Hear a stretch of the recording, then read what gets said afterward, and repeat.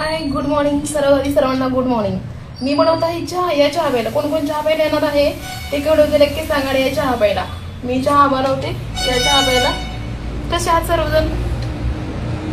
म्हणजे तसं बाकी काय चालू आहे तुमच्या आयुष्यामध्ये? माझ्या आयुष्यामध्ये तर खूप काही चालू आहे बाबा. मला तर खूप टेन्शन आहे, पण मी काही टेन्शन घेत नाही कशाचं. टेन्शन घेऊन काय होणार आहे? टेन्शन घेऊन काय होत नसते.